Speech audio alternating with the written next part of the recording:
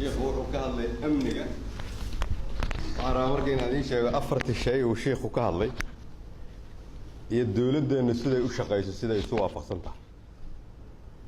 وحير وإن له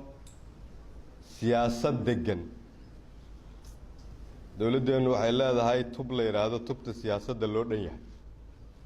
وكشقيسا سيدات كل سوق كنا سيدات دستور كلا ما يسترا سيدات أصحاب سياسة لو هذا سيدات أود غيب سيد الله كشقيا سيدات دتك الصوماليات مستقبل بقول كسرنا صوص عطوية شان يكون دريمان دولد يجو أي ودليهين شيخ وحنا شيء إن له أمن دقالة دولد إنه حيلا هاي تبت دقالها وكشقيسا سيدات دقالها لو كبعيا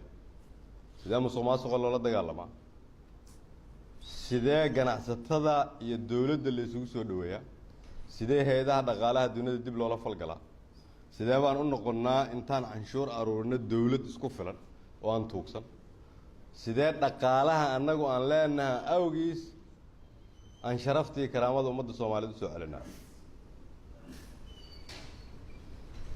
sheekhu waxa uu noo sheegay in la helo ciidan dhisan amni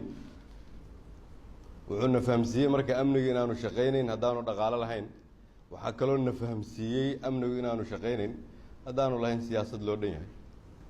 waxa is waafaqsan khudbadda sheekhu halkan ka jeedinayay shaqada dawladda tuba faraadu noo sheegay oo ah sidee baa loo ilaaliyaa fikirka xajirka ah soo ma dhin sheekh sida dawladdu waliba dadkeeda waxay ku kasbataa inay bixiso wax la yiraahdo adeeg arrimo bulsho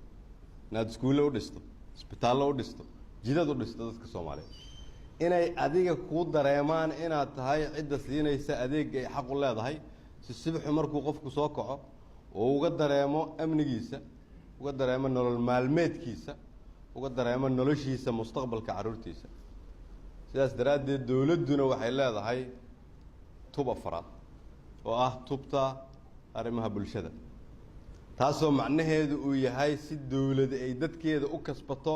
waa inay adeeg bulsho ay siisaa hadafyada dawladdeenu marka ay ka shaqeyso waxa ay ku qotontaa ma aha sanad ama 6 bilood waxay ku salaysan tahay 50 ama 100 sano soo socda